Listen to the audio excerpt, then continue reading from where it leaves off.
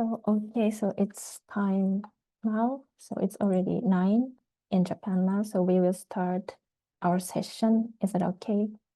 Everything's fine. Thank you. それでは時間になりましたので、セッションの方開始させていただきます。本日はお忙しい中、セッション B4、JST コーラスフォーラム研究成果の透明性確保とトラッキングのための戦略にご参加いただき、誠にありがとうございます。本日の講演資料はコーラスのウェブサイトよりご覧いただけますので、どうぞご覧ください。セッション開始前にですね、上の方から何点かご連絡をいたします。パネルディスカッションでは皆様からの質問に、パネリストが回答いたします。ご質問は Q&A 機能からご投稿をお願いいたします。また、進行の都合上いただいた質問にご回答ができない場合がございます。ご理解、ご了承いただきますようお願い申し上げます。また、本セッションでは日英同時通訳をご利用いただけます。同時通訳機能をご利用いただく場合は、日本語音声をご希望の方は日本語オーディオ、英語音声をご希望の方は英語オーディオを選択の上ご聴講ください。また、同時通訳機能はブラウザ版の Zoom ではご利用いただけない場合がございます。アプリ版の Zoom をご利用お願いいたします。本日の登壇者はご覧の通りです。皆様どうぞよろしくお願いいたします。続いてですね、本セッション共催機関のマーク・ロバートソンより、コアインクのマーク・ロバートソンよりご挨拶いたします。それではマークさんよろしくお願いします。Thank you, Kon-san. My name is Mark Robertson, and I am the Development Director for Chorus for the Asia-Pacific region, including Japan. Welcome to this joint JST Chorus Forum at JOSS, and I would like to thank the organizers for including us in the program. Next slide, please.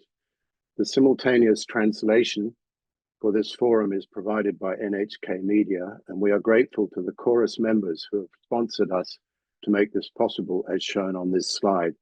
In particular, I would like to thank the gold sponsors AIP Publishing, ACS Publications, MDPI, and Kina Kinea. Next slide, please. Chorus and JST have been collaborating on joint forums both at JOSS and the Japan Library Fair since 2017. We have much pleasure in presenting this forum at JOSS in 2025 and appreciate your attendance. Next slide, please.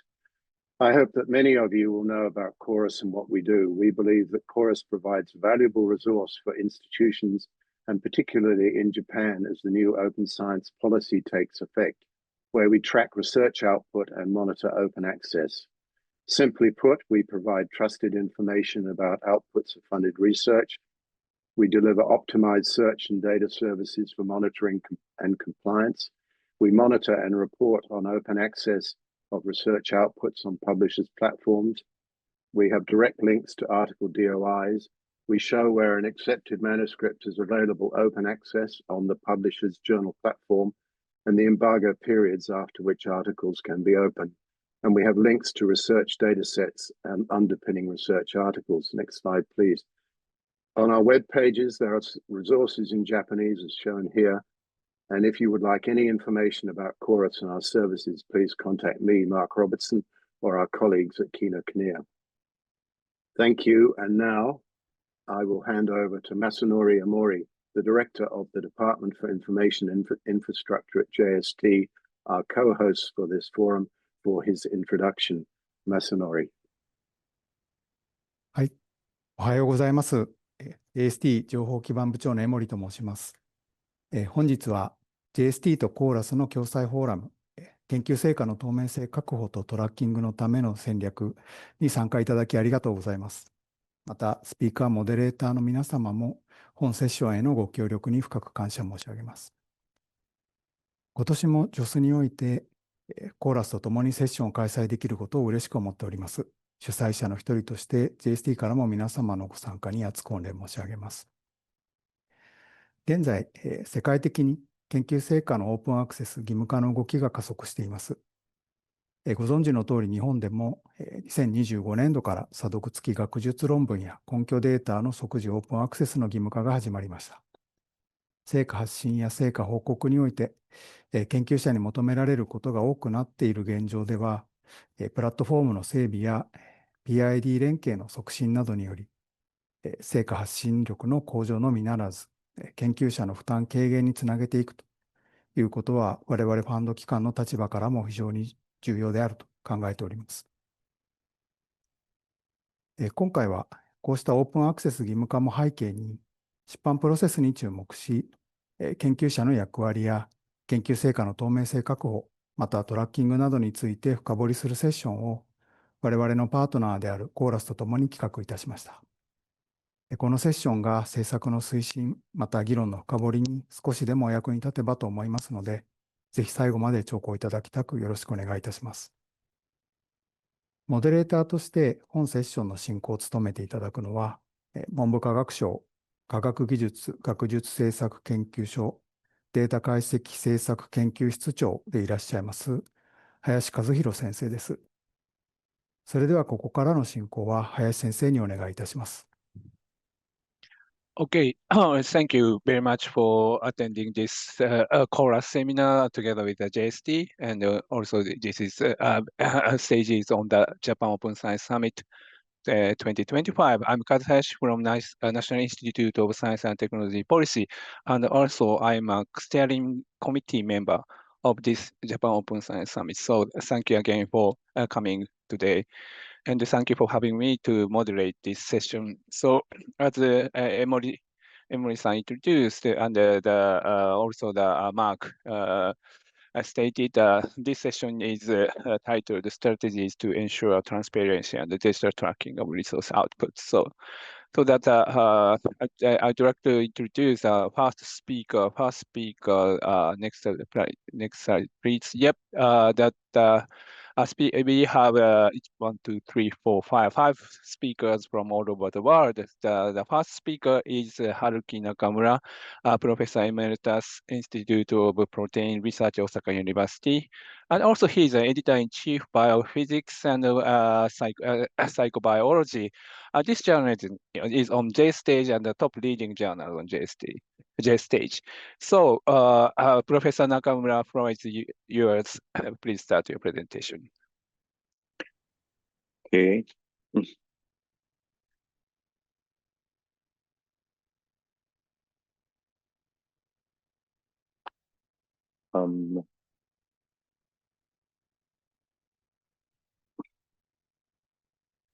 Okay, is it okay?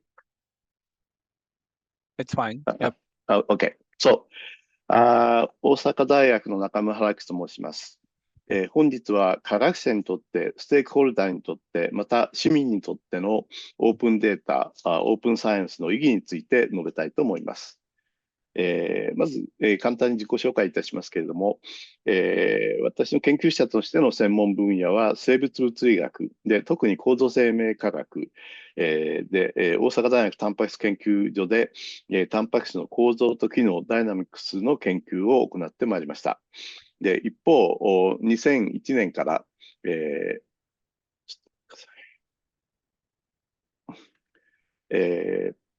PDB、プロテインデータバンクジャパンという、組織を作りまして、タンパク質の形、3次元構造のデータベース構築を行ってまいりました。そしてアメリカとヨーロッパと協力して、ワールドワイド PDB と、そういう組織、国際組織も作りました。また、日本生物物理学会に所属しており、現在は学会の英文誌であるバイオフィジックス&フィジコバイオロジー、これ造語でちょっと読まれにくかったかもしれませんが、そういう雑誌の英文誌の編集委員長を務めております。詳細はこちらのオープンアクセスの論文をご覧ください。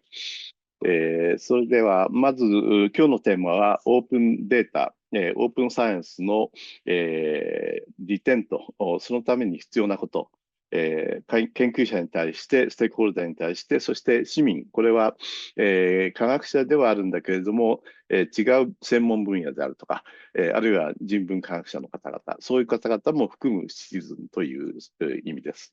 市民という意味です。で、本論に入る前に科学における近年の大きなパラダイムシフトについて、整理しておきますと、旧来の理論による、実験理論による第1、第2のパラダイムと、これがありましたけれども、21世紀に入って、第3のパラダイムとも読まれる、コンピューテーショナルサイエンス、計算科学、スーパーコンピューターによるシミュレーションですね。これが勃興しました。そして2010年代になりますと、今度は第4のパラダイムとしてデータサイエンス、これが登場してビッグデータの時代になりました。そして、もう2020年代になりますと、生成 AI の急速な発展があり、このシミュレーションと、データサイエンスと、これに基づいた AI 主導の科学が誕生して、今日に至っていると、そういうふうに言えると思います。それでは、まず研究者に対する、オープンデータ、オープンサイエンスのベネフィットを述べていきたいと思います。それは、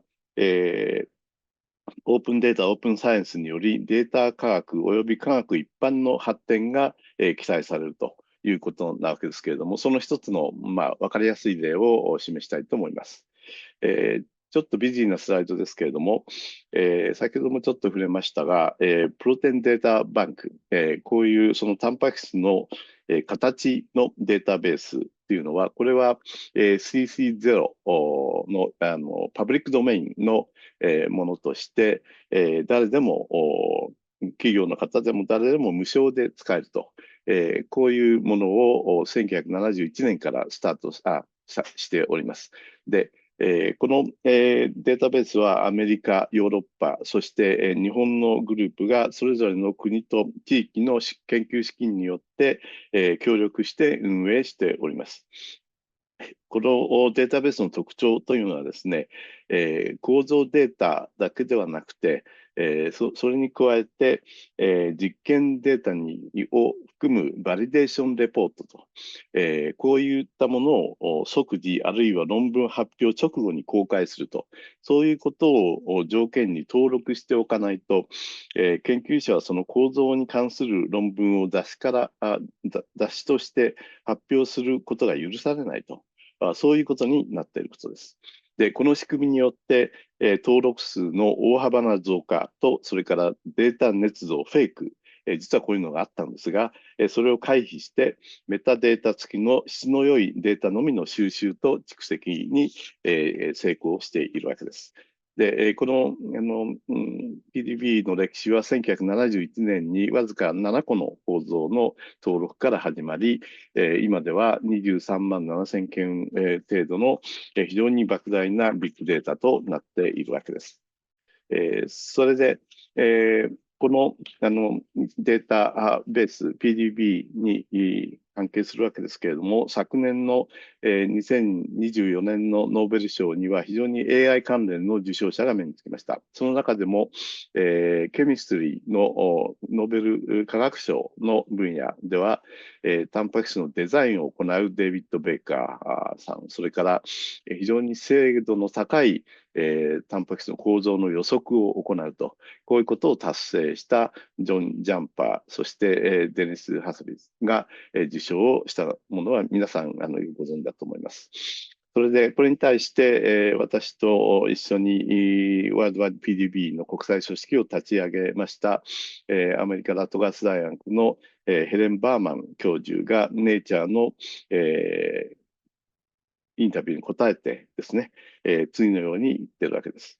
要するに、アルファフォールドと、生物学の AI 革命を生み出した巨大なデータベースがあったからこそ、こういった成果、ノーベル賞という成果が挙げられたと。で、このことは他の科学のコミュニティでも、同じように良質で検証された、データベースが構築することができれば、そうすると同じようにそのブレイクスルーをすることができると、そういうことを言っております。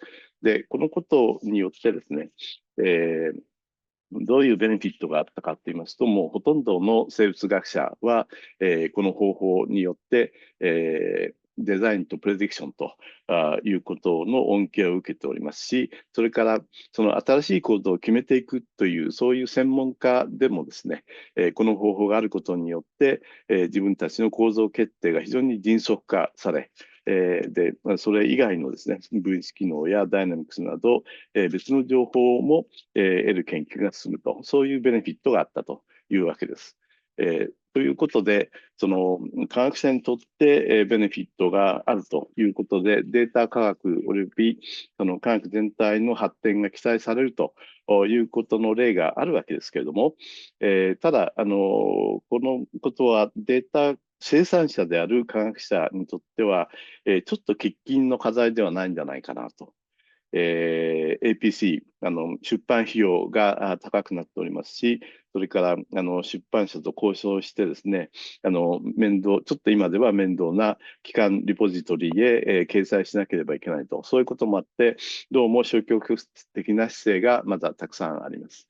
ただ、現在では、日本では内閣府による、こういう、オープンアクセスの雑誌に論文を投稿していくと、あるいは機関リポジトリに登録すると、そういうことが義務化されておりますので、これはもうやっていこうということになるわけですが、やはり消極的な気持ちをもうちょっと積極的にしていきたいわけです。で、それは何かって言いますと、科学者の評価が非常にフェアにできるようになるだろうということです。現在の業績評価っていうのは、どうしてもインパクトファクターや論文引用数、あるいは掲載雑誌のブランドに左右されていて、正確な評価がなかなかなされにくい状況にあると。で、そのため、研究資金の獲得、アカデミックな職を得たり、昇進とか学位取得とか、こういうことがなかなか進みにくいという問題があるわけです。で、もしすべての論文が、オープンアクセスになって、論文上のそのデータ、メタデータができれば、ついった生データが一番いいわけですが、それをマシンリーダブルな形で、公開するということができて、より正確な業績評価が可能になるということになれば、多くの科学者も喜んで自分の論文の根拠データを公開するということになるのではないかというふうに思っております。で、その評価のためには、やはりステークホルダーにおける、対応も必要になってくると思います。まず、大学や研究機関を含むファンディングエージェンシーにおいては、オープンアクセスの論文のみになればですね、研究評価をする方が、種々の評価時において、公開された論文やデータを参考にできるということがあって、公正な審査が可能になると。で、ですので、その公正な審査のためには、特にその業績リストのうちで、特に評価対象研究と、関係が深いものと、これは公開されているもののみに限定すると、そういうことをやるとですね、非常にオープンアクセス化が加速するのではないかというふうに私は思っております。さらに、ファンディングエージェンシーにおける研究開発採択時の研究評価、中間評価、事後評価には、データや成果の公開に関する項目を筆することが必要だと思っております。これは後で林先生からも DMP、データマネジメントプランとしてお話があると思っております。で、最後に、データ及び論文の蓄積、キュレーション、維持を行う雑誌出版などを行う組織は、各データ及び論文に DOI などの ID を寄付して整理公開し、エンバーゴは期間は可能な限り短いものにしていただきたいというふうに思っておりますし、機関リポジトリへのポストプリントの掲載と、これもエンバーゴなしで、許可していただきたいというふうに思っております。私がエディターインチャージを、チーフをしておりますバイオフィジックス&フィジックバイオロジーですが、ちょっと時間がないので、ちょっとスキップしておきます。大体年間50から70ぐらいのものが J ステージをプラットフォームとしてオープンにアクセスで、しかも非常に安い金額で行っているということです。それから、これはアクセスあるいはダウンロード数ですが、年々増えております。一番のカスタマーはUSA なんですけど、日本よりもアメリカの方が多いということになっています。それでは最後にですね、その市民にとってのベネフィットを議論したいと思っております。これまでその市民というのは、税金を払うという形で、インダイレクトなステークホルダーだったと思います。しかし、今後はもっと直接的なステークホルダーになるのではないかというふうに思っております。で、それは何かっていうと、科学の大衆化、ポピュラライゼーション・オブ・サイエンスです。で、ちょっと考えてみますと、実は今のその、状況は、その16世紀の初頭にあった宗教改革、The Reformation。これに状況が似てるんじゃないかというふうに私ちょっと思っておりまして、で、それまでのその、ローマカトリックにおける新約聖書はですね、ラテン語で、肉筆で書かれていると。で、そこにそのマルティン・ルターが、聖書のドイツ語訳を作って、ルーターバイブルというものを作って、しかも同時に、グーテンベルグの、印刷技術が起きたということで、中世の封建社会の崩壊が起きました。で、これがじゃあ科学ではどうかと、21世紀の今の科学ですけれども、これまでの科学というのは非常に難解で、ほぼ英語だけで書かれていると。そういうものだったわけですね。で、難解な専門用語ですので、なかなかそのを理解するのは難しいと。それが、AI のが出てきたことによって、多言語で、しかも難しいことがあれば、すぐにそれを説明してくれると。そういう、そのちょうどルターのドイツ語訳の聖書に対応するようなことが起きていて、また印刷技術に対応してインターネットという技術が出てきたと。で、そこにそのオープンデータサイエンスが、加わればですね、これこそ、科学の対象化、サイエンスのポピュラリゼーションが起きるというふうに考えられるわけです。で、これが最後のスライドですが、私の本日の結論です。オープンデータ、オープンサイエンスのベネフィットっていうのは単にデータ利用者が行うデータ科学のためだけではないと。で、専門分野以外の科学者や人文科学者を含む市民が、個々の科学者とその業績を正確に評価できるようになると。で、これが最大で、一番リッチな、ステークホルダーになり得るということです。で、そして、資金の得方もですね、これまでのように、資金のファンディングエージェンシーからのお金をもらうだけではなくて、クラウドファンディングとか、投げ銭などの形で研究資金が得られるようになると、そういうことを意味しております。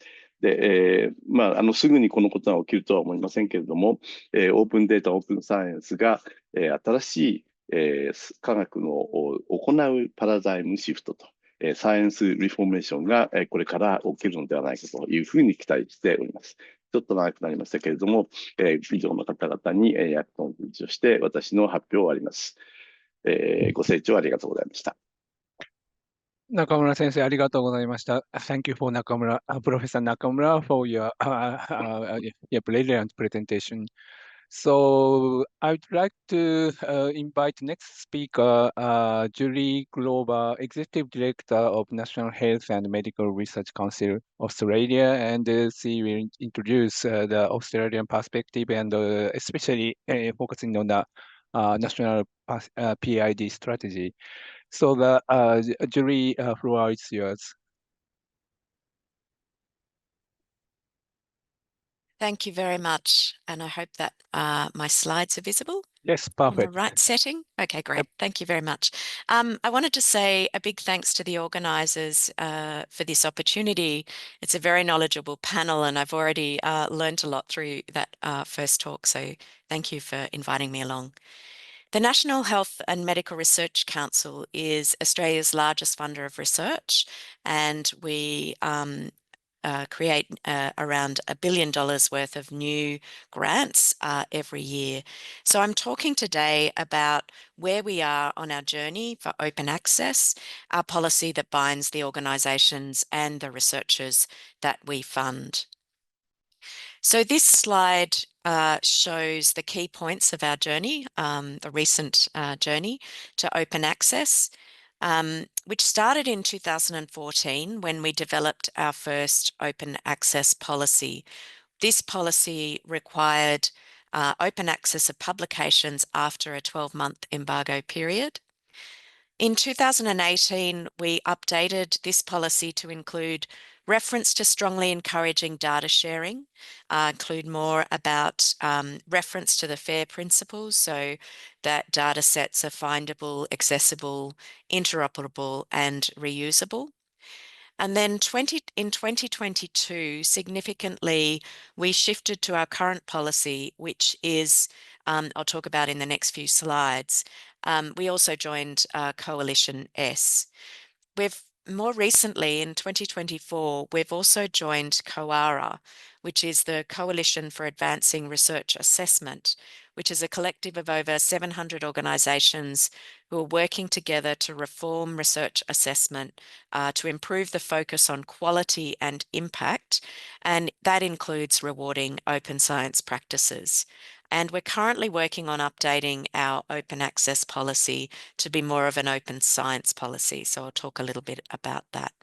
The one thing I didn't put on this slide was we've also for many years been a member of DORA, which is a Declaration on Research Assessment, which has been very, very useful for us in shifting the culture of our researchers away from the journal factor impact and away towards more the quality and impact of the papers themselves. So this slide gives the details of our current open access policy. So it's been, as I mentioned, it's been in place since 2022, but it had a staggered implementation depending on when you got funding from us. So the current policy is that publications coming out of any grants that we support now and going forward need to be made available immediately upon publication, including open licensing, so a CC BY license. Our policy includes guidance about routes to compliance for the open access, but we don't recommend any particular approach. And in this policy, we have a really strong encouragement for data sharing, including associated metadata.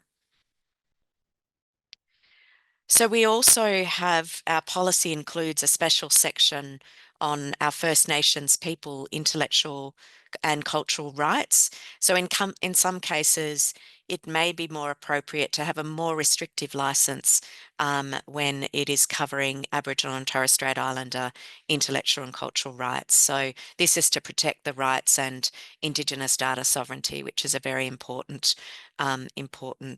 policies. So monitoring and compliance. We were very clear when we changed our policy, updated our policy in 2022, that we would be really keen to work collaboratively with organisations to help them comply.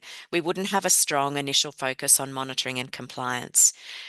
If we look, for example, take some open source data, this I think came from OpenAlex, it's clear that the proportion of NHMRC funded open access publications is increasing. We might expect to see that anyway as a part of, broader shifts across the world. What we really want to do is look at more granular data, comparing health and medical research with other disciplines, but we've not had a focus on monitoring to date.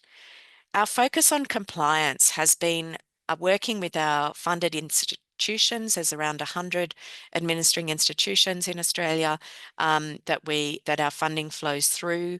Most institutions have a range of resources in place. They have their own open science policies. They often have institutional repositories, and they have training and support available for making their research outputs open. And I should really acknowledge at this point the Council of Australasian University Librarians, which is CAUL, which is the peak collegiate body for the leaders of university libraries. And they've been incredibly active in promoting our policy and ensuring that their organisations are complying with the policies. We've also asked organisations what are the barriers to them for people and researchers to uptake these policies or to comply with the policies. And the barriers that they mention are things like funding availability for article processing charges, researcher awareness of the open access policy. As many of you know, as researchers, there's a lot of policies and rules around research, so keeping track of these is difficult. And some researchers also mention that there isn't strong institutional support for them. It's also a complex place and complex policy area. And there's lots of possible conflicting requirements of open access policies that we get feedback on. For example, copyright, intellectual property, and how the requirements for various funders in Australia are not aligned, which is confusing. And that's a comment that our policy is not in alignment with other Australian large funding bodies. They, for example, the Australian Research Council and the Medical Research Future Fund, they both require outputs to be made accessible within 12 months rather than immediate open access. Both agencies are considering their policy, and we're really hoping from NHMRC's perspective that we can actually move to align our policies across government funders.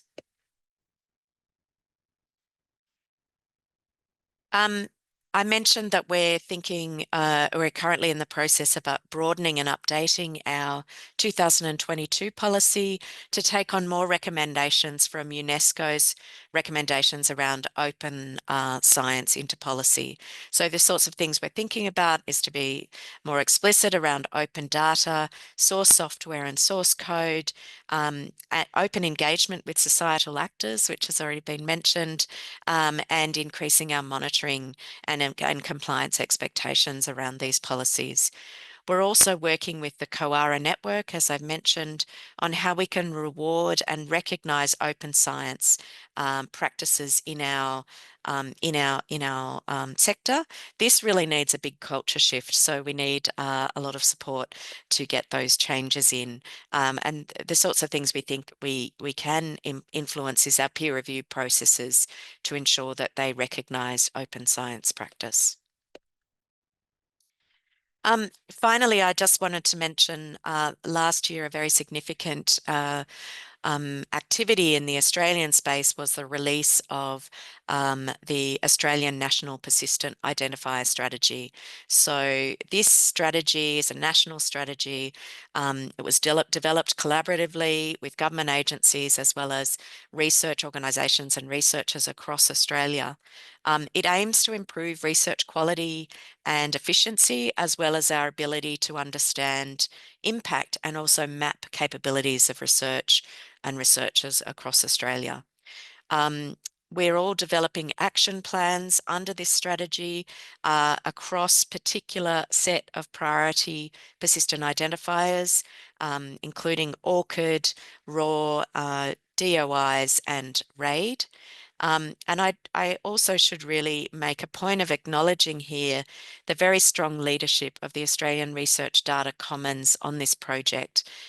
They've been such a knowledgeable and helpful body who've been leading this work and corralling us all and really updating our skill sets around this area and how we can use PIDs better.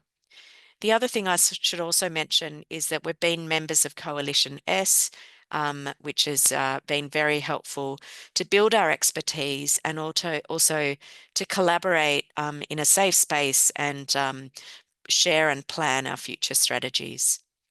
So I'll just mention, I think one of our biggest challenges is, I've mentioned the culture shift in the sector. I would say another challenge is within our own organisations is shifting our culture. We can make the policy changes, but we also need the technical skills and technical resources to be able to reap the benefits of the open access shift. So thank you very much for the opportunity to talk here today. And the other thing I should mention, very happy to have one-on-one meetings or conversations with organisations if you'd like to know more about our journey. Thank you. Thank you. Thank you, Julie. And yep, yeah, we Japan, as a think tank researcher of governmental sectors, yeah, we always monitor your strategy of the data sharing.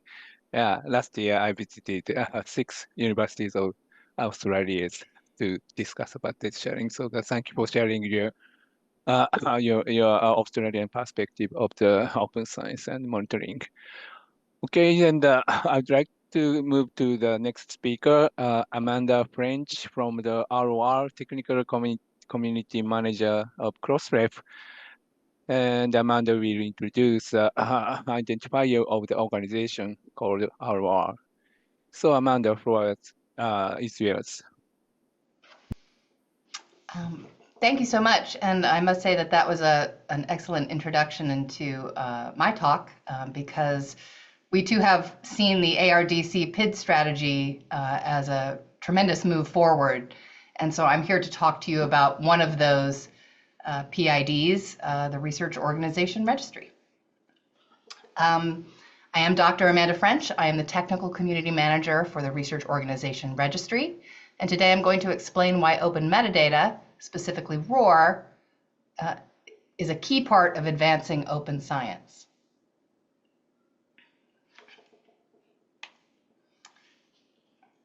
The main point I'd like to convince you of today is that ROR and other open persistent identifiers in open metadata enable robust tracking and analysis of science and scholarship, and that this tracking and analysis is a key component of open science.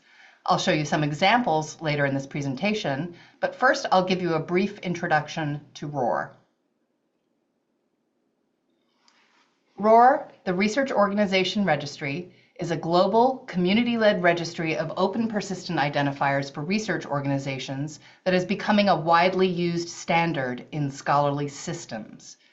As you may know, a persistent identifier is a digital identifier that is unique, machine resolvable, and persistent, meaning as permanent as humans can reasonably ensure. Importantly, a true persistent identifier also has rich associated metadata that can be retrieved using only the identifier. ROR makes information about research organizations clean, consistent, normalized, and easy to exchange among software systems so that journal articles, datasets, and other research outputs can be reliably associated with organizations such as universities, laboratories, institutes, companies, and funders. ROR is a community infrastructure initiative jointly operated by Crossref, DataCite, and the California Digital Library. I'm sure you've heard of DOIs and ORCID IDs. Both ORCID IDs and DOIs are also persistent identifiers like ROR. A DOI identifies a research output, such as a journal article or dataset. An ORCID ID identifies a researcher, and a ROR ID identifies a research organization, such as the organization where the researcher is employed, also known as the researcher's affiliation, or the organization that funded the research. Here's a sample ROR record for the National Astronomical Observatory of Japan.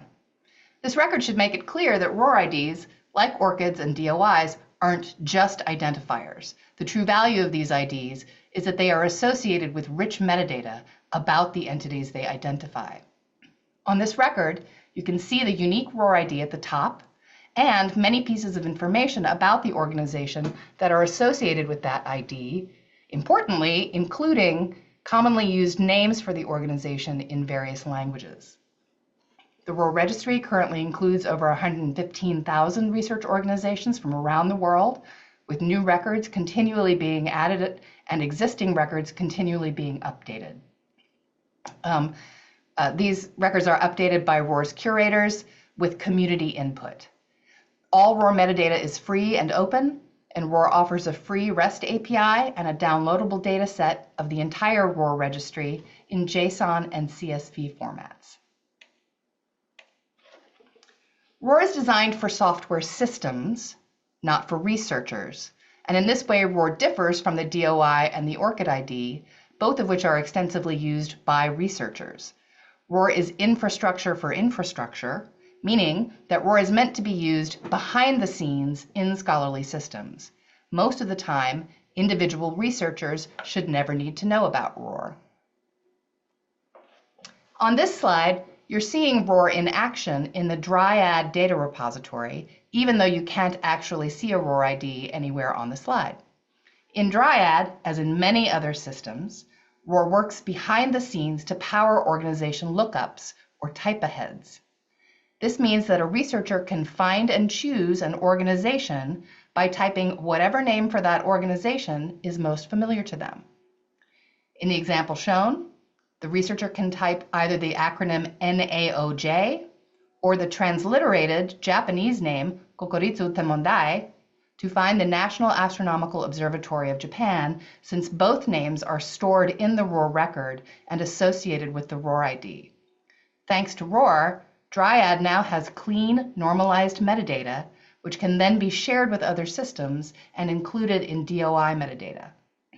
Without ROR, one researcher might enter the text string NAOJ, and another might enter the text string Kokoritsu Temmondai as their affiliation in Dryad, and downstream systems that use Dryad metadata would not be able to associate both those names with the same organization.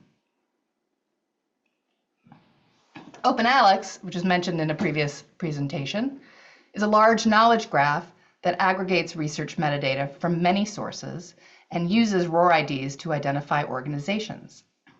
In OpenAlex, you can find rich information about the research outputs of researchers affiliated with the National Astronomical Observatory of Japan, and thanks to ROR, you can be sure that your results are comprehensive. Note that while this example shows a search by a ROR ID, you can also search by an organization's name, and again, thanks to ROR, you can search by any of many name variants for the same organization and retrieve the same results. OpenAlex also uses ROR IDs to identify funding organizations, such as the Japan Science and Technology Agency. Here again, although you cannot see the ROR ID, ROR is what OpenAlex uses to rationalize information for organizations. You can search OpenAlex for research produced by researchers who are employed by JST, or you can search OpenAlex for research funded by JST.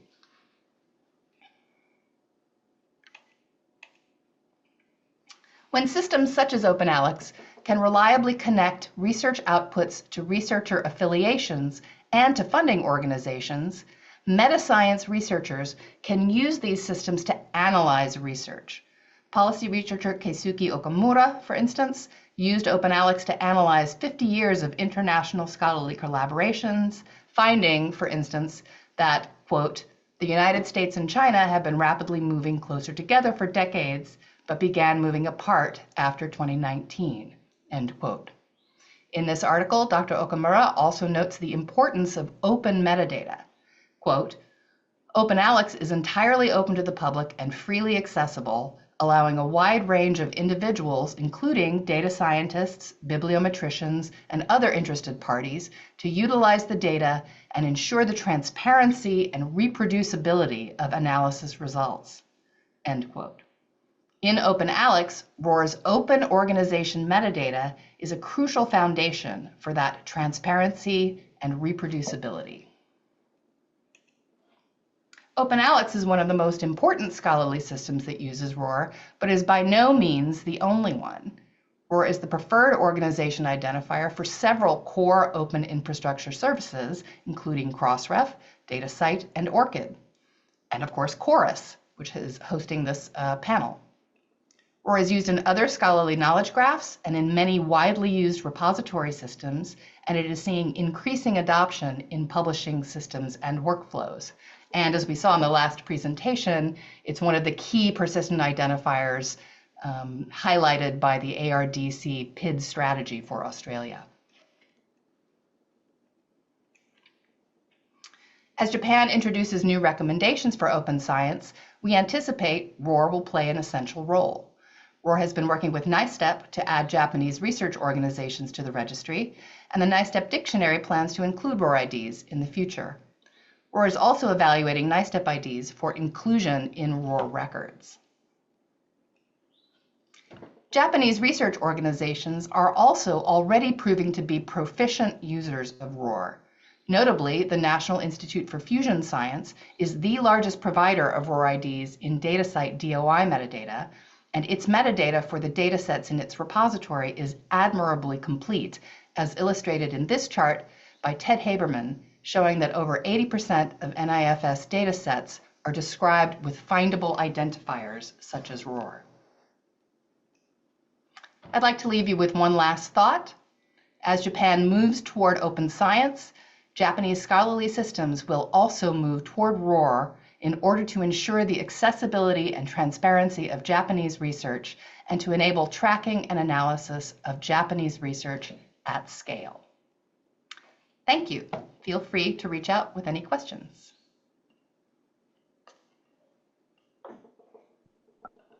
I didn't unmute. Thank you, Amanda, for the introduction of ROR, and thank you very much for. I appreciate your introduction of many Japanese use cases, including the case one, case of my friend. And, that's fantastic. I love that Also, article. yeah. That article is so well written. I think it's wonderful. So give him my compliments. Thank you. So, okay, let's move to the next speaker from the Japan, Professor Tetsu Ueda。上田先生、よろしくお願いします。徳島大学の、教授でいらっしゃって、ノルタと呼ばれる電子情報通信学会のちょっと、コンセプトが普通のピアレビュージャーナルと変わったものについてのご紹介をしていただきます。上田先生、よろしくお願いします。通訳さん、すいません。いきなり日本語になっちゃって申し訳ないです。すいません。すいません。日本語でさせていただきます。はい。どうも、ご紹介ありがとうございました。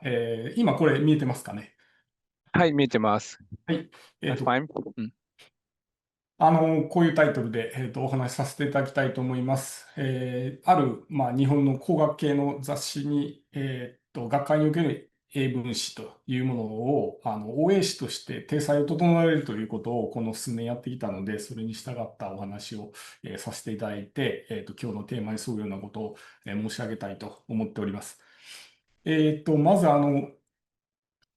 ご紹介ですけれども、我々の学会は電子情報通信学会という日本の学会で、かなり古い歴史を持っていて、2万3000人ぐらいの会員がいるわけなんですけれども、そこで長らくは和文詞、英文詞ともになんていうんですか、クローズドな感じで雑誌を当然運営してたわけなんですけれども、すなわち会費を払わないといけないし、投稿料を払わないといけないし、さらには検索してアーティクル、読もうと思ったらお金がいるとか、いろいろなことだったんですけども、下にありますようにオープンアクセス英文詞として3つの、雑誌がそれぞれもうオープンアクセスにしようということで、出版を始めたというところなんですけれども、その心にはですね、基本的には特に、ファンダメンタルな基礎教会分野の人たちはもう何でもかんでもオープンでしょっていう心があったので、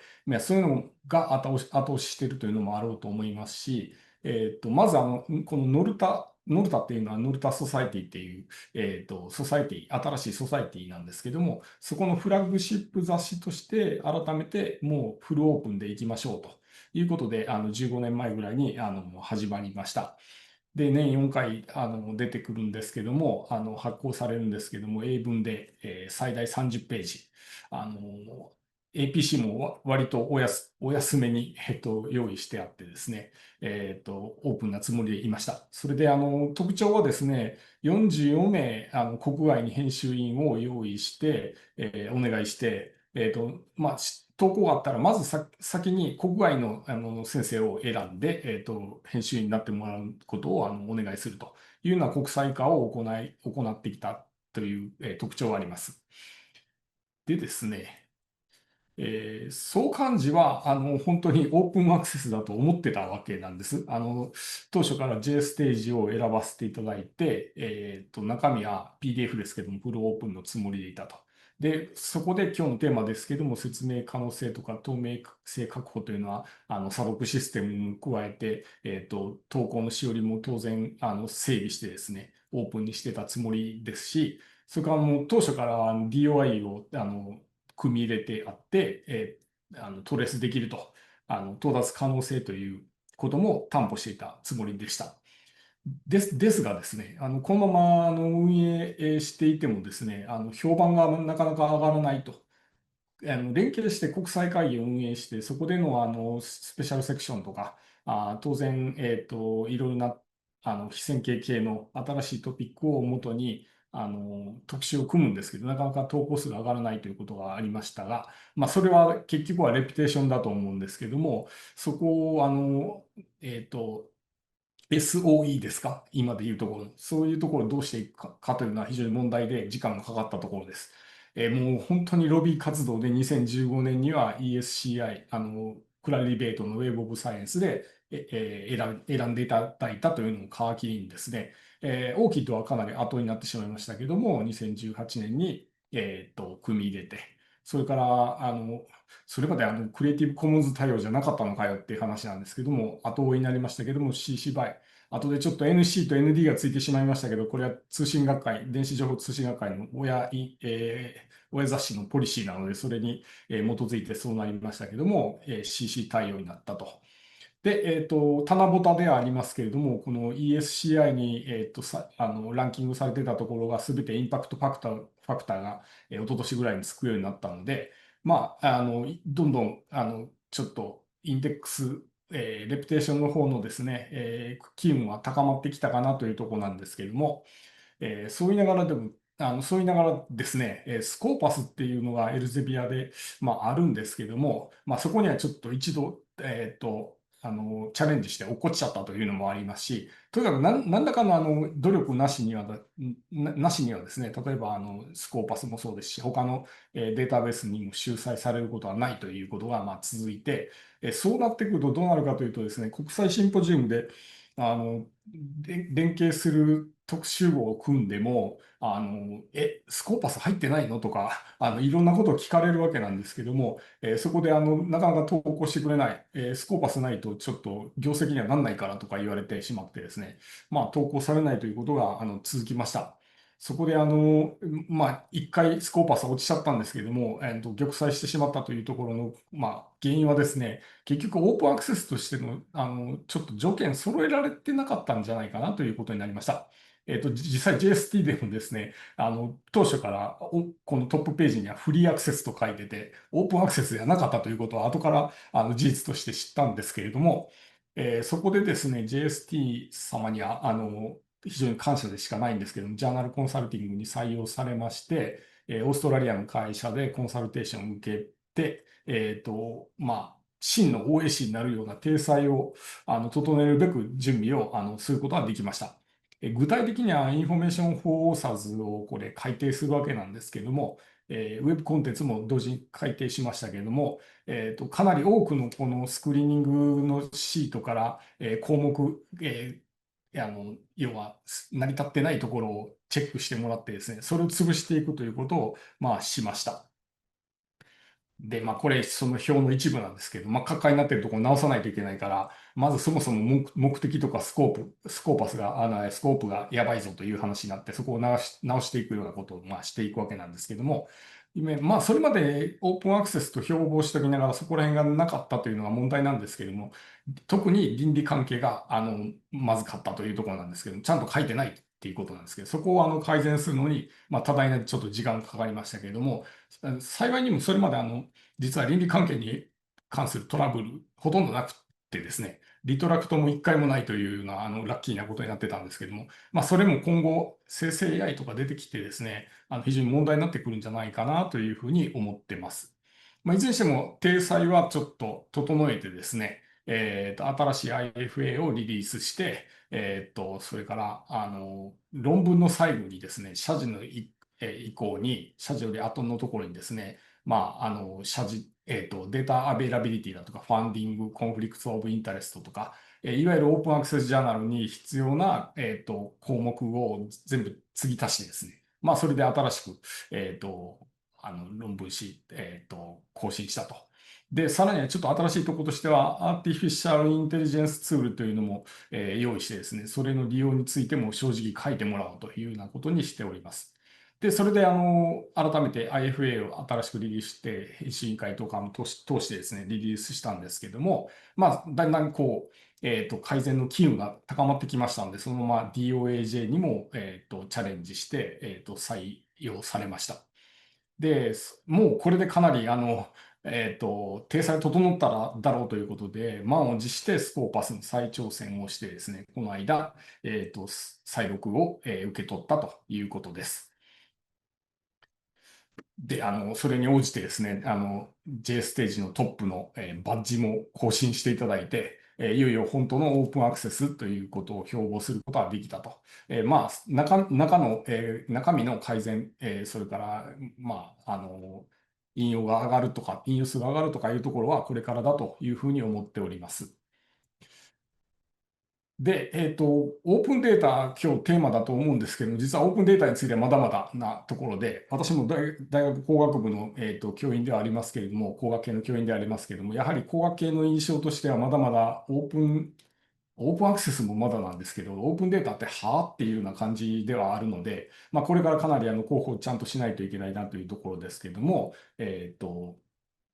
ノルタとしても、データについては後回しになっています。JST とは一応お話しさせていただいて、J ステージデータを運用予定なんですけど、まだちゃんと詰められていないと。ただ、投稿者の方も、データを使わせてくれという話も来ないので、ちょっとエンジニアリングの方はまだデータについては後塵を拝しているかなという気は、しております。なので、データについてはこれから整備するという感じになろうかと思います。ということで、日本のある雑誌のですね、ちょっと、ストラッグルしているところをご紹介したんですけれども、オープンアクセスはいずれにしてもどこの大学もこれからは重要視するところだと思いますし、それに応じた学会の出版物としてのあり方というところでは、オープンアクセス、オープンデータというところはですね、ちゃんと整備していこうかなというところです。私の発表はこれで終わりになります。上田先生、ありがとうございます。Thank you for Professor. Thank you, Professor Weta, for the introduction of the Norta, and that's literally struggle for improving their journals. So, thank you. And finally, we'd like to invite the final speaker from the publishers. Yep. We'd like to invite Jeff Lewandowski, Director of Publishing, American Physical Society, and I like PRL for many years, so that the Jeff floor is yours. Thank you very much. Thank you everybody for the opportunity to be a part of the Japan Open Science Summit again.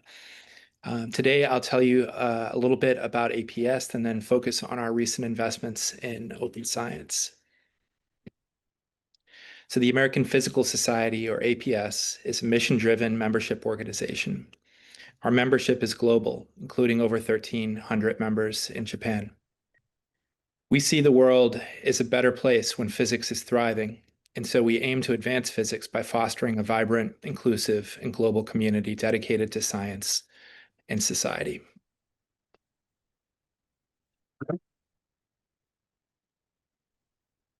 We advance our mission through a number of activities. In addition to serving 50,000 members in 100 countries, we also offer world-leading scientific meetings and publications programs for researchers in physics and adjacent fields.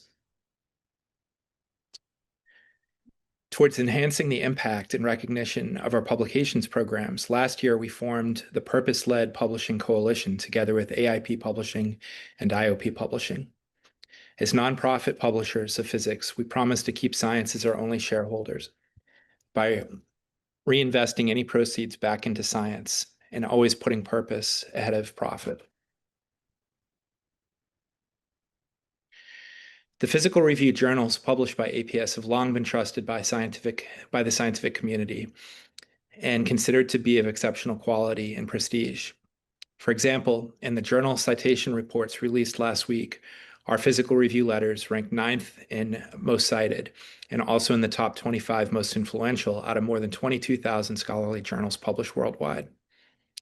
PRL has also published more Nobel Prize research than any other journal, more Nobel Prize research in physics, that is. These are a couple of our other journals that rank really highly. Reviews of Modern Physics is the most impactful dedicated reviews journal in physics, and Physical Review X is the most impactful fully open access title covering the full scope of physics.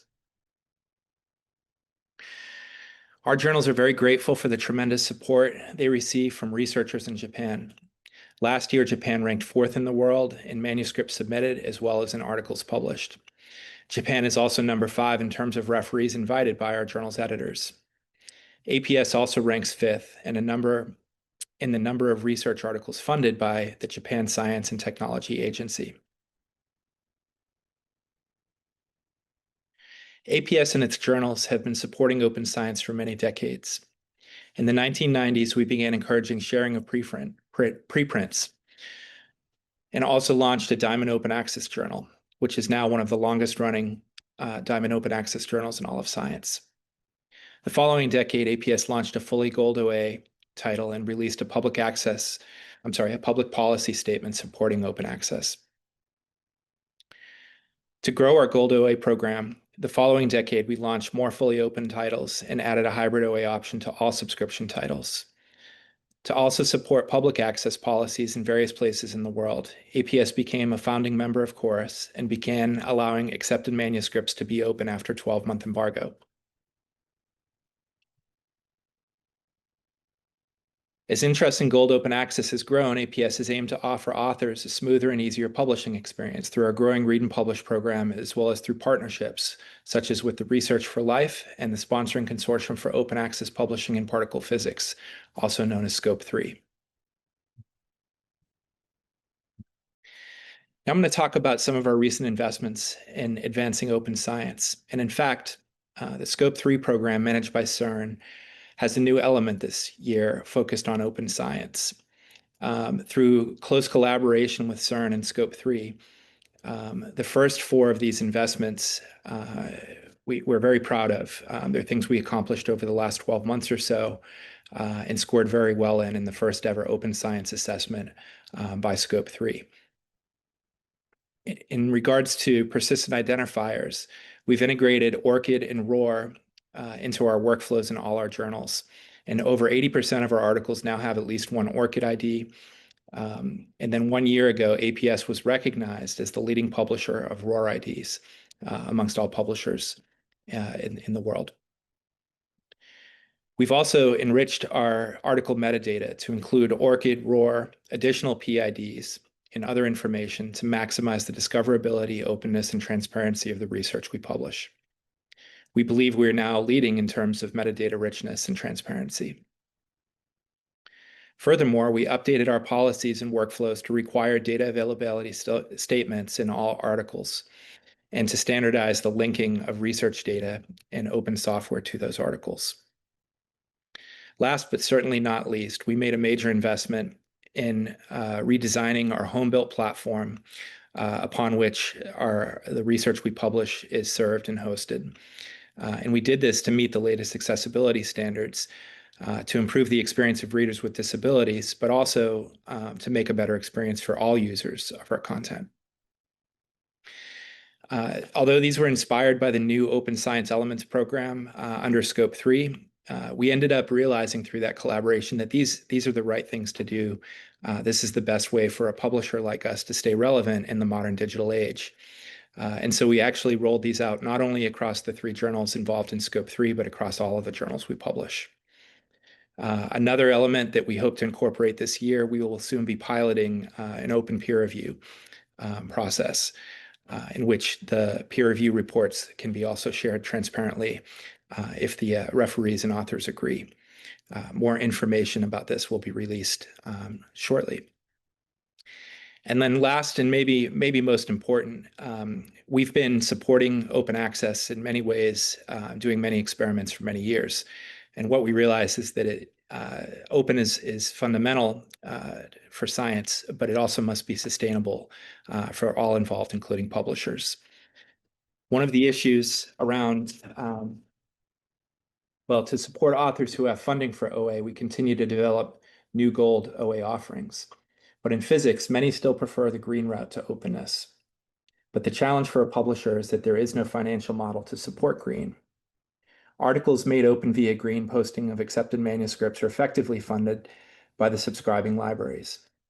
But the libraries receive little credit, and their authors are often confused about what their options are in terms of green routes to openness. So starting in 2026, APS will pilot a new policy. Again, we believe this is unprecedented, and we will allow our authors affiliated with a subscribing institution to immediately, so no 12-month embargo, to immediately post their accepted manuscript in an institutional or funder's repository. We anticipate this will close the gap between green paths to openness and sustainable models. It'll add value to our subscribers, give authors clarity and reassurance, and support funders in their open policies as well. And finally, we believe that investing and supporting open science is the best way for a publisher to maintain quality, trust, and relevance in this modern digital age. Not only do our practices help institutions and funders in tracking against their open science policies, but they also help to maximize the impact of all investments in science. And so it's aligned with our mission, supporting open science. It's the right thing to do, and it's what we will continue to do. Thank you very much. I welcome further questions and discussions. Yeah, thank you, Jeff, for introducing the APS situation. You are definitely the leading learned society all over the world. Yeah, and yeah, I have some acquaintances of the Physical Society of Japan, and yeah, they always are talking about you. So, and okay, we have 6 presentations, and now we are going into the discussion and Q&A. And as you see, wait a minute.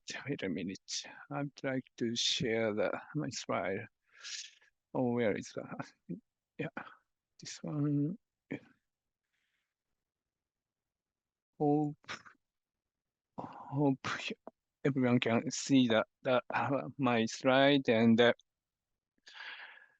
as we see, there are various kinds of presentation from publishers, government, ID agency, and also some example from Japan journals. So that it's very hard for me to moderate it. But from one point is transparency and monitoring of the scholarly communication itself. And this chart is my chart as a chair of the committee of the science, one of the committees of the Science Council of Japan. We published a recommendation for the 7th Science, Technology, and Innovation Basic Plan. And this is a chart for the future vision of the scholarly communication itself, so that we can now visualize of research activities and their contribution with technology in nature. And one can see which institution a researcher is affiliated with, the type of research funding used, and the results achieved. And we have a introduction of our ROA, and together with the Japan's or APS, the situation we already maintained a PID with cross-step DOI, and together with some partially collaborating with ORCID. And now EU and Australia is going to install the RAID as a project PID. And cross-step also has a funding AC PID. So there are some PID too. See the contributor of the researchers, or the contributor of organization as a role, or the contributor of the project, or something like that. So that going back to the issue of the chorus CORUS is originally the monitoring OA, especially for making it transparent for funding bodies. Okay, so that this is very high context discussion, so that please forgive me to introduce in Japanese also.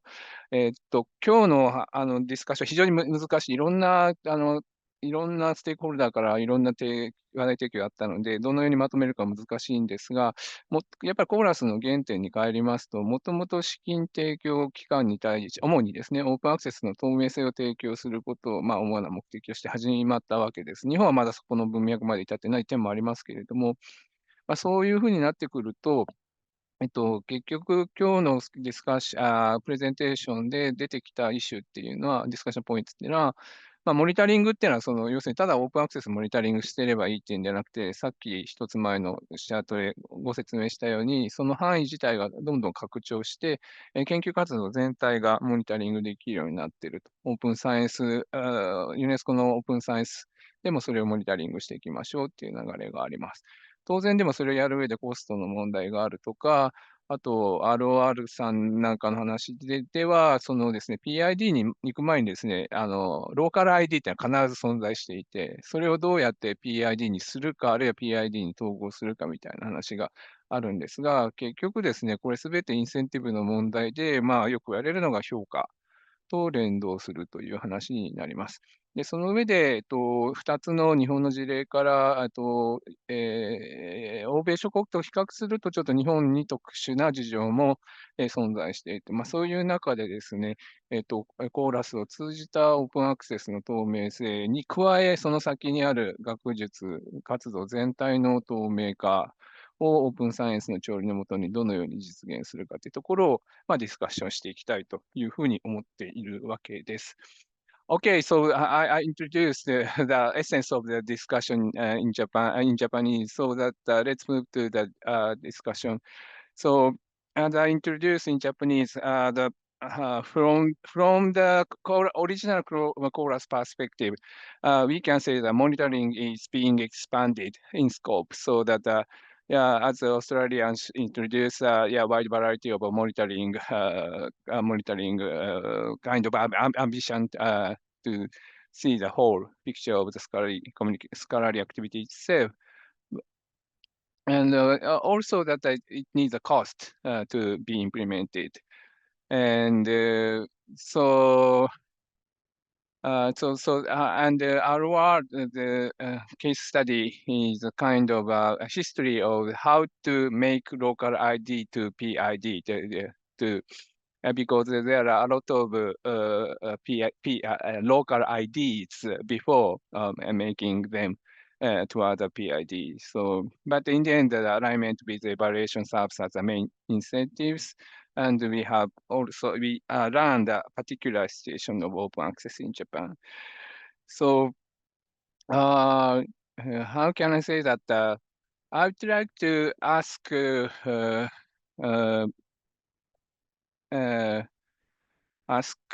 me check. I would like to ask,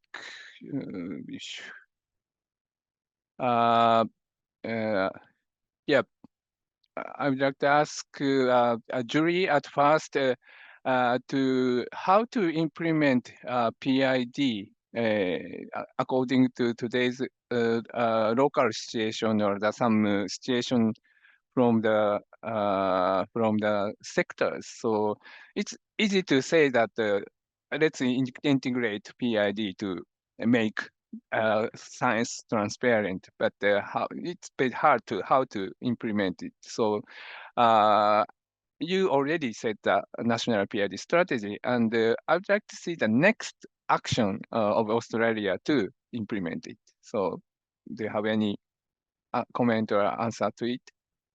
Yeah, I think that's a great question. The strategy, I think a lot of consultation and collaboration went into agreeing the strategy so that it wouldn't be just funders pushing or just universities pushing. It was everyone working together to agree that we were going to we thought this was important, because of the benefits we could obtain and including reduced burden and increased understanding of impact.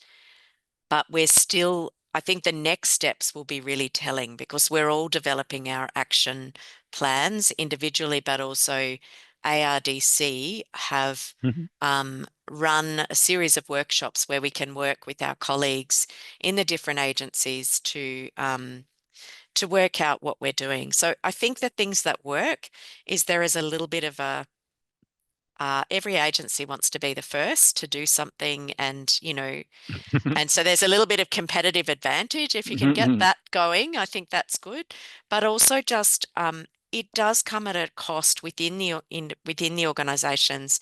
As I said, you need to get technical people on board. You need to have them to have the funding available. Policy people need to push for that technical funding to be available. The other thing I think that really helps is really simple case studies.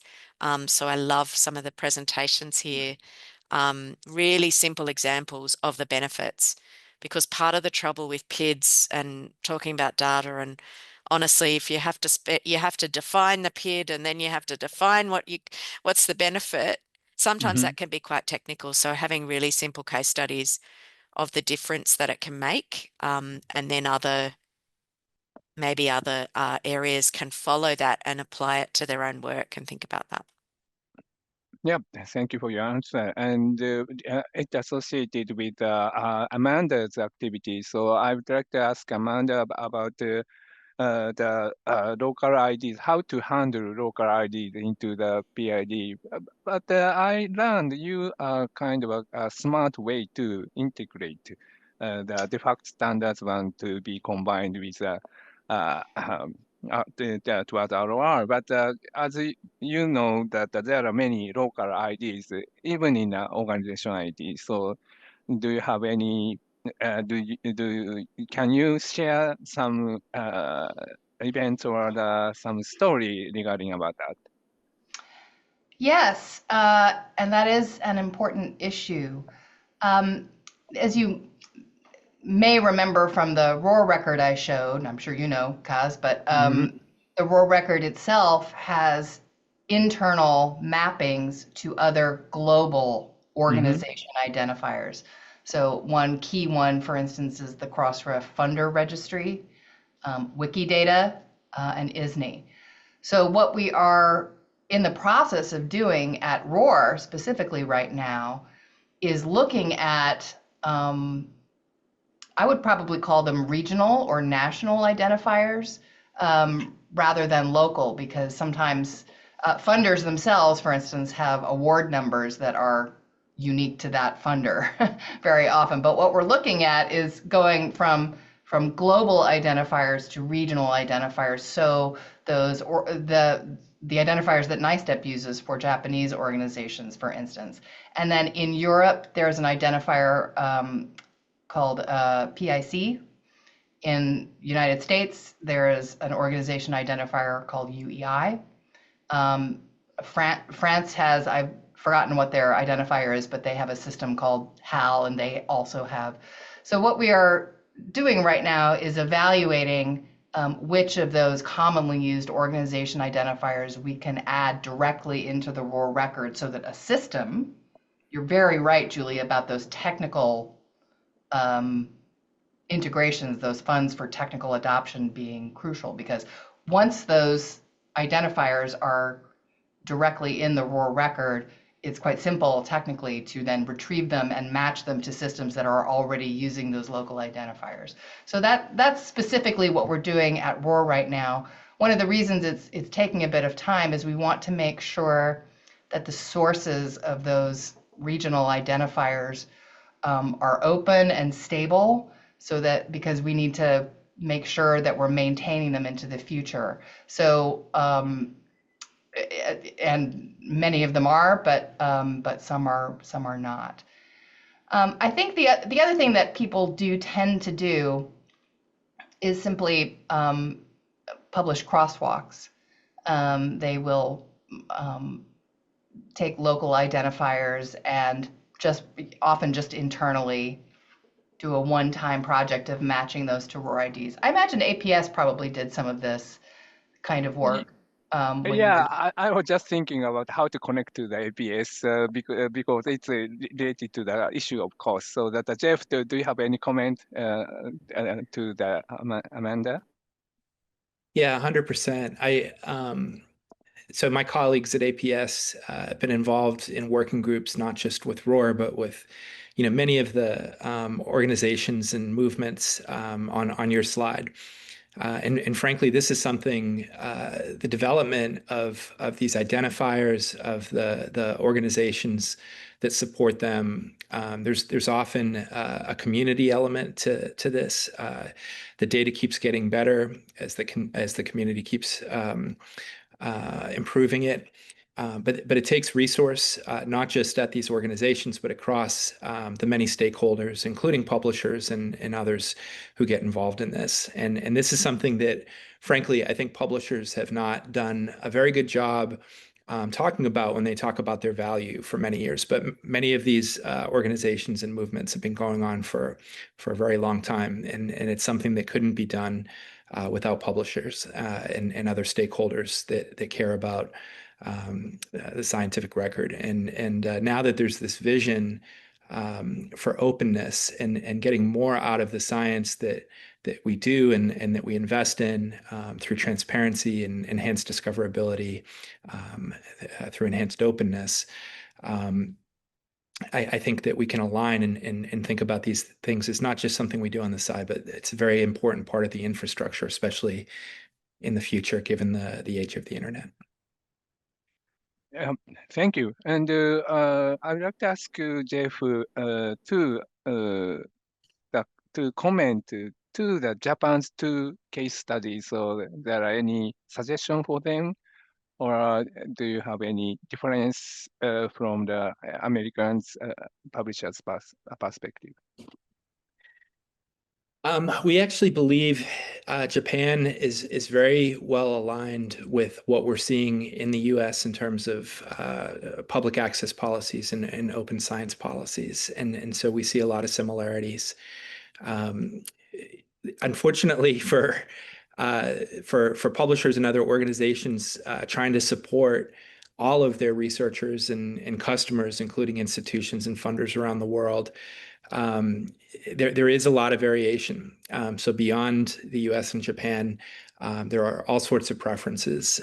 And what we're trying to do is our very best to support all of those just through sensible policies and improvements to our workflows. So that's our particular approach as a publisher. And so regardless of what the similarities or differences are, that's how we're going to continue to work together with our customers, our stakeholders. And, we continue to invite feedback and conversations like this one today. We're very grateful for Japan's commitment to open science that's aligned with our own and for forums like this to discuss how we can advance together. Thank you. 日本語でいきます。中村先生、逆に、あと上田先生、それぞれ今日のお話から何を学んだか、何を、あるいはディスカッションされたいことがあれば、おっしゃっていただければと思いますが、まずは、はい、今日のプレゼンテーションを踏まえたコメントいただければと思います。I may introduce one case study about how the local ID has been integrated to the DOI. About in the case of the worldwide PDB, it was established in 1971, and even the very beginning of the 1971, WWPDB had the 4-character local ID. And however, in 2019, WWPDB introduced DOI for each data. And still, the local ID is used for individual data, but in the DOI landing page has been prepared for each data. And from that landing page, not only the structured data and the local ID, but also the information of the primary publication, experimental data, and the validation reports are integrated on the landing page. So it is a very very smoothly moved from the local ID to global ID. Is one example. I message that. So Hayashi Sensei. So Thank you. Thank you for introducing the case study. Yeah, it's very practical way to implement local ID with PID. So, 上田先生いかがでしょうか？ I would like to leave a comment on transparency. In our Japanese society, especially for the engineering field, probably the open science, open access, open data are very just beginning of the stuff, just making the collection of data or something. Anyway, they are especially for the student in Japanese student, they are very innocent. I mean, very freely use AI translation or something AI generation data or something. It's very problem actually, and even in the DOI or some PIDs are just very important IDs and very persistent, but student would like to try firstly just to make a copy and paste and very freely use AI generation or something. It's very foreign. Even they accept for the publication and probably it seems to be a very permanently recorded, but they are no plan. I mean, just do the publish the papers without any ethics or some monitoring. It just seems to be very problem, and gradually we would have to know and learn about the open access and open data policies and gradually. Okay, just my comment. Yep, thank you. So that, okay, I initiated the discussion to ask all of the speakers, but I believe speakers have a question to the others. So that is there any question or discussion point from speakers?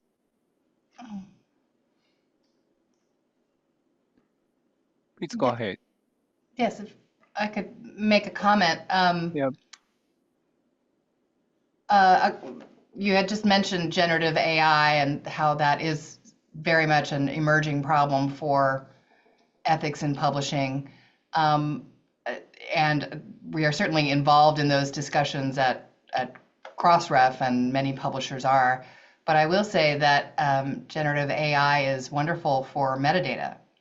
And in fact, it is wonderful for those kinds of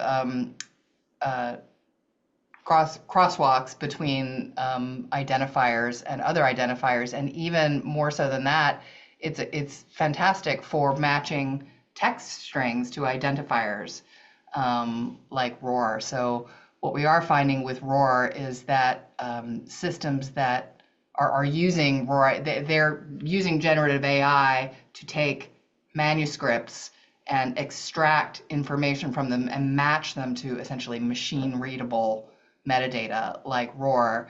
And I think that there's a very happy future for that, because I think Dr. Nakamura, you talked about the burden on researchers not really wanting to take all this time to enter all the metadata. And I do think that we are at least seeing a future in which generative AI can help with that metadata production. Make it simpler, make it faster, make it more accurate at scale. So.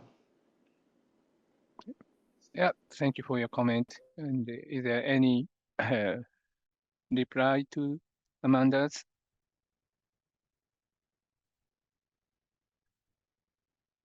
Okay. Okay, so I wish we could have one more. We could have 1 more hours to discuss has to incentivize this monitoring or make it transparent. But we are running out of time. So my apology for not asking audience to Q&A session. So, but anyway, we only 1 minute left, so that we go back to JST to have a closing remark. Yep, and thank you for the discussion. Thank you very much, Hayashi-sensei. We have listened to an excellent set of presentation followed by a most interesting and engaging panel discussion on how we can work to ensure transparency of research and to digitally discover research outputs in this age of open science. So we hope this has been of value to those who joined the session today. And thank you very much, Hayashi-sensei, and all our panelists. The presentations are available on the Chorus event page shown here. And next slide, please, Kon-san, where you'll also find these 3 resources in Japanese around Chorus. And thank you for the mentions of Chorus during some of the presentations. And then on to the next slide, please. Finally, I would like to thank again the Chorus members who were able to help us fund the NHK's simultaneous translation. And a huge thanks to all of my colleagues at JST who have worked tirelessly to make this forum such a successful event. So now I will hand over to Koki Asano of JST to close for us, please, Koki. はい、マークさんありがとうございます。皆様、本日はコーラスと JST の共催セッションにご参加をいただきまして、どうもありがとうございました。研究成果のオープンアクセスが加速する中ですね、様々な観点、立場から、議論や知見を深められたということに感謝申し上げます。朝早くからご聴講いただきました皆様、それからモデレーターの林先生、大変有意義な情報提供いただきましたスピーカーの皆様方、そして開催をサポートいただいた関係者の皆様に、主催機関の一人としてですね、最後に JST からも厚くお礼を申し上げます。どうもありがとうございました。それではこれで、本セッションは終了とさせていただきます。ありがとうございます。